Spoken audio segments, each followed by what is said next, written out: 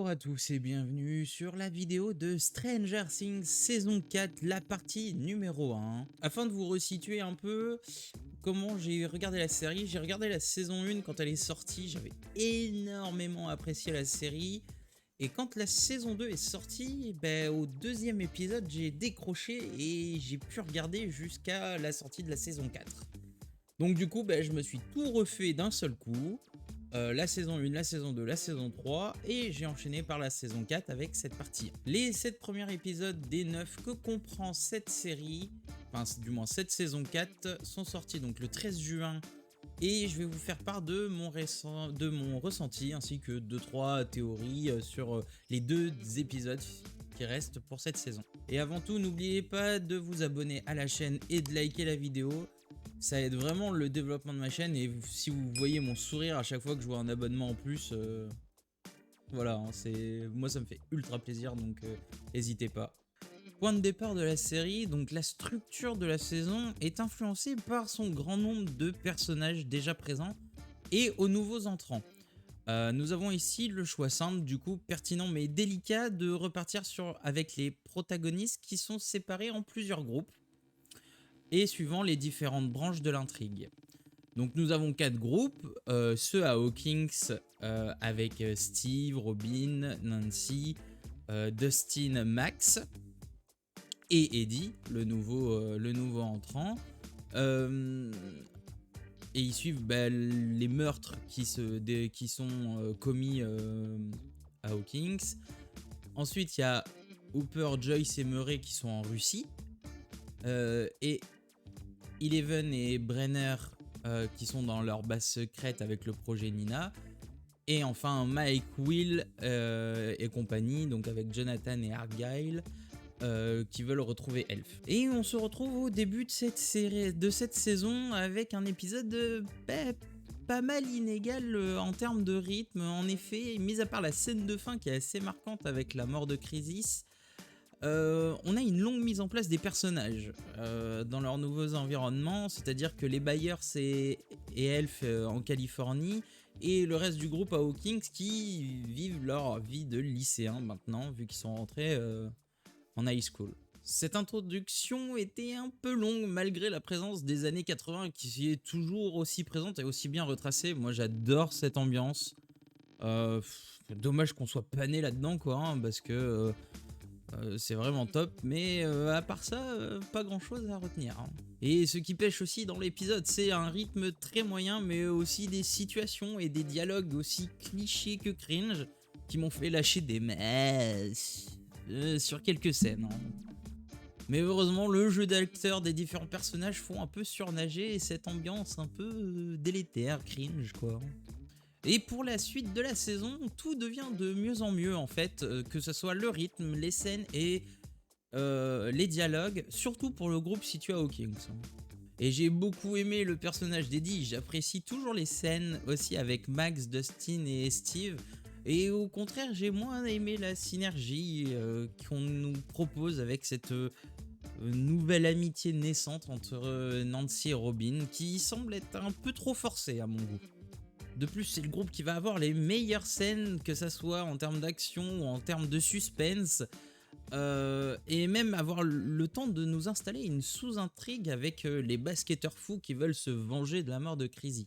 Quant aux autres groupes, c'est beaucoup plus brouillon, hein. Malgré que la première évasion de Hooper de ce goulag en Russie soit assez captivante, dès qu'il est recapturé, on sent que le scénario doit traîner un peu en longueur afin de permettre à Joyce et Murray en fait de venir le délivrer.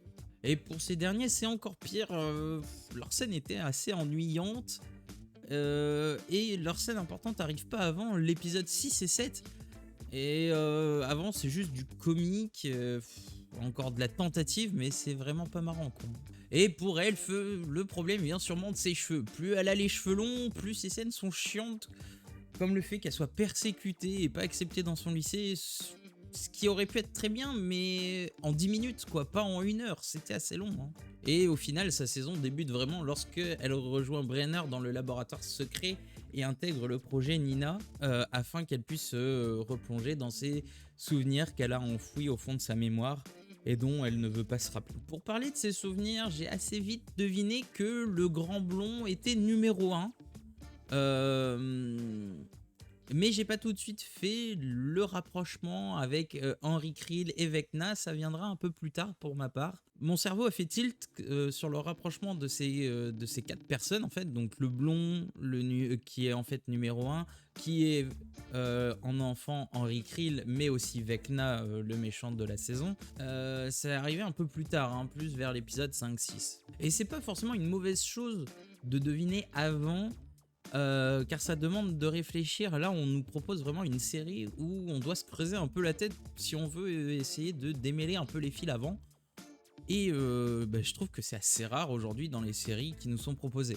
Car oui, au début, avec la narration tragique de l'histoire de la famille de Victor Krill, joué par Robert Englund, l'acteur de Freddy Krueger, hein, dans Les Griffes de la Nuit. Et c'est pas trop dire que c'est un joli clin d'œil vu la ressemblance qu'il a avec Vecna. De gros indices pointaient vers le même sens en fait, afin de déterminer que c'était son fils qui était à l'origine de tout ça. Et je vous laisse revoir l'épisode en question, mais vous verrez que si on repasse bien tous les éléments, on sent que le fils n'est pas très... Il est un peu louche quand même, hein. Et pour finir avec Eleven, j'ai bien aimé ces scènes de flashback dans la salle arc-en-ciel. Peut-être un peu longue, mais sauvée par ce final et cette révélation qui était super bien orchestrée. Et pour en finir avec les groupes, celui de Will est le plus insupportable. Will avait un énorme potentiel en début de série et se transforme en fait en la chouineuse du groupe. Il se transforme en la chouineuse du groupe quoi. Ensuite, Jonathan et son unique préoccupation de sa relation à distance avec Nancy, même pendant la poursuite d'Eleven, hein. Et son pote Argyle, qui pour moi est un cliché comique mauvais, l'un des pires sidekicks que j'ai jamais vu depuis Cyborg dans Mortal Kombat.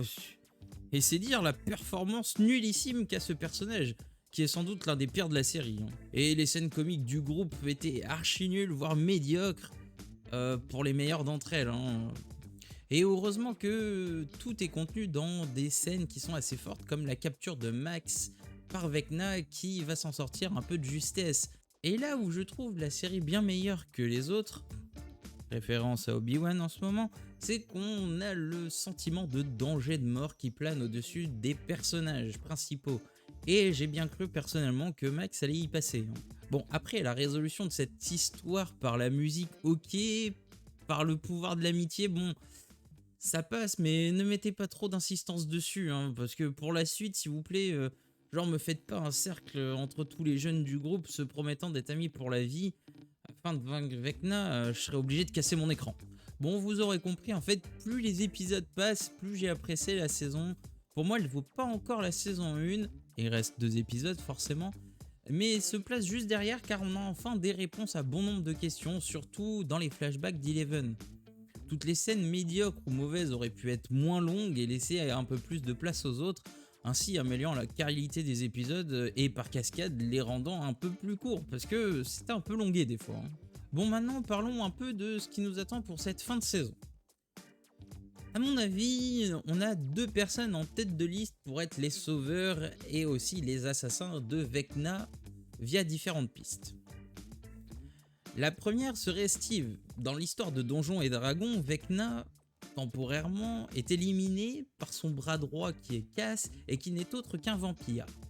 Et bingo, par quoi s'est fait bouffer Steve dans l'autre monde? Des chauves-souris, quelle drôle de coïncidence, dis donc.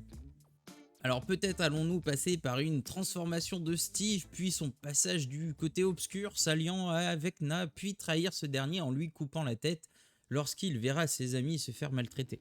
La seconde option la plus probable serait Eddie, qui rabâche tout au long de la saison qu'il n'est qu'un lâche et qu'il a toujours agi ainsi. Peut-être qu'un dernier barreau d'honneur pour ce personnage qui tuerait Vecna et se sacrifierait ainsi, lui évitant l'arrestation de la police qui l'attend à la fin de l'histoire, et de finir en martyr un peu comme Victor Krill. Maintenant, l'Upside Down, lorsque numéro 1 est projeté dans cette dimension, on voit aucune forme distinctive à part des montagnes et des éclairs. Alors la question que je me pose maintenant, c'est est-ce que cette dimension existait déjà avant, comme le suggère Dustin, ou est-ce que c'est Elf qui l'a créé pour enfermer numéro 1 ? Et si cette dernière est vraie, ne faudrait-il pas la mort d'Eleven afin de refermer à tout jamais cette dimension ou même la détruire? Mais bon, du coup, ça collerait pas avec le fait qu'il y aurait une saison 5. Et de savoir aussi qui est le boss final de cette dimension proche de Hawkins. Vecna non, parce qu'il sera sûrement détruit à la fin de la saison, alors que moi j'aurais bien aimé voir un personnage un peu humanoïde comme ça en grand méchant de la série. Donc peut-être un retour du flagelleur mental, mais bon, ça ferait une 3e saison autour de ce personnage-là, enfin de cette entité plutôt. Et sachant qu'on sait comment lui réchapper, ça ferait peut-être un peu too much. La 2e partie de la saison sort le vendredi 1er juillet et je m'attends à beaucoup de pertes du côté des gentils, car on commence un peu trop à empiler les personnages et il faudrait commencer à faire un tri. Donc malheureusement, je vous l'annonce, mais on va en perdre et je sais pas qui. Personnellement, qui c'est que j'aimerais voir partir je sais pas, Lucas peut-être pour sauver Max ou Steve du coup qui se sacrifierait ou Eddie. Mais bon, Eddie il vient juste d'arriver donc je ne pense pas. Donc je mettrai Lucas ou Steve. Voilà, un des deux. Sur ce, c'est la fin de cette vidéo. Je vous dis à la prochaine vidéo qui sera sûrement sur le dernier épisode de la saison d'Obi-Wan. Sur ce, tchuss!